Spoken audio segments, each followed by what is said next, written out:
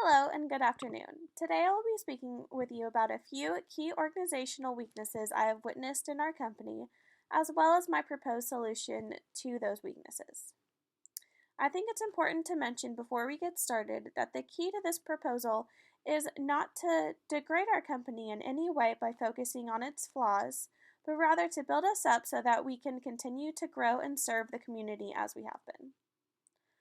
Now, in an organization as small as ours, with maybe 20 employees, it is easy to get lost in tradition and not to apply ourselves to go beyond the job description to better ourselves and our company.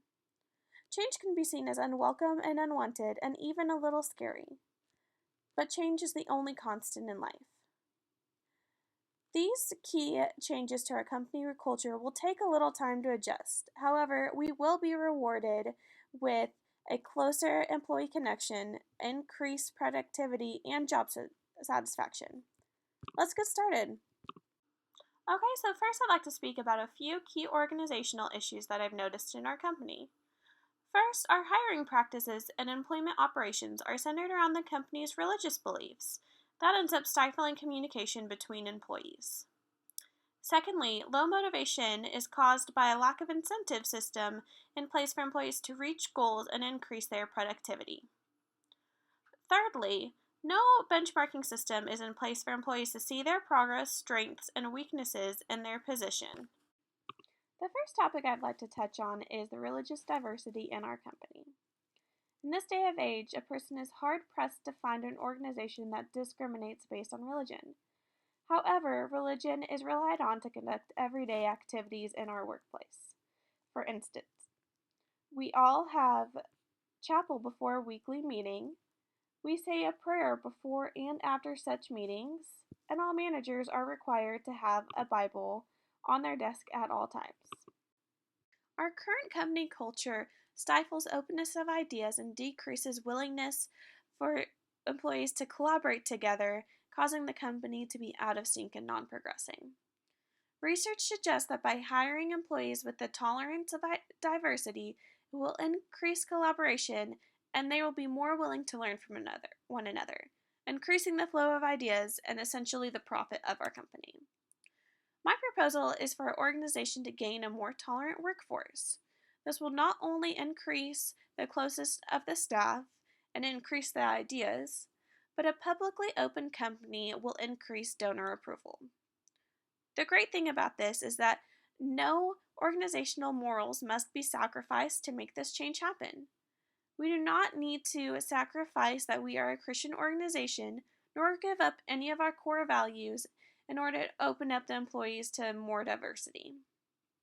I could personally adopt this by hiring and screening my intern based on the importance he or she places on reaching goals and instill that our organization is one of tolerance and diversity, while still upholding our strong Christian values.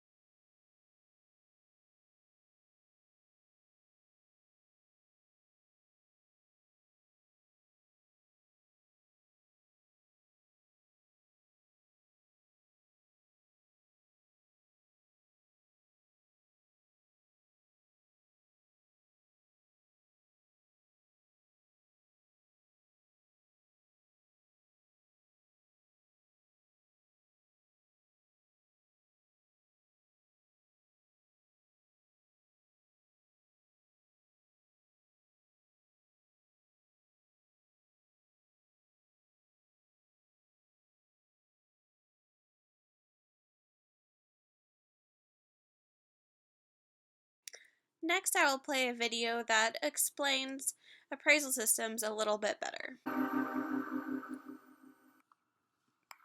Hi, I'm Cheryl Wallowit from MyHR Pro. This Human Resources video is part of a series on performance management. In this Human Resources video, I'm going to discuss the benefits of using 360-degree assessments to evaluate your managers and how implementing a performance appraisal system can improve employee performance. Regular and formal performance appraisals of managerial staff is one of the most important determinants of successful and well-performing teams. Since all staff, managers or otherwise, need performance feedback in order to learn and grow, it's important to have a system for this in place. Providing detailed and timely feedback for managers helps them to improve and become good role models for employees. Also showing managers, by example, how to provide performance feedback in a timely and professional manner helps them to understand effective methods and providing feedback for employees that they supervise. Most performance management systems are geared to annual or project-specific outcomes, such as revenues, budget controls, gross margins, or timelines, etc. These measurable outcomes represent the what of performance appraisal and are generally straightforward. You either met or exceeded the measured outcomes, or you didn't. It's really quite simple. So why then do so many organizations fail to provide regular performance feedback when it seems so straightforward? We suggest that meaningful performance feedback often does not occur because in most cases of poor performance, the root cause is not what employees did or didn't achieve, but rather it's the how they did or didn't do their job. The how or the behavioral causes are extremely difficult to identify in some cases and even more difficult and uncomfortable to discuss for supervisors. To clearly articulate and communicate to employees brings discomfort and they want to avoid it. This is where a 360 assessment can be enormously useful and helpful. 360-degree appraisals are evaluation tools whereby an individual evaluates themselves based on a determined set of criteria, and then they're evaluated by their peers, colleagues, direct reports, and a supervisor where applicable, all based on the same criteria. A detailed gap analysis is then completed to see how the individual perceives their efforts versus how they are perceived by those around them. It can be eye-opening for employees to see where they've ranked themselves highly, but colleagues and supervisors have not. This provides important insights and can be a starting point for a performance appraisal discussion. 360-degree appraisals are also an effective tool in collecting broad-based input and reporting on how effectively a manager is demonstrating the behaviors and skills that they're considered to be important in your organization. As such, this tool addresses what is often the most important component of a performance appraisal system.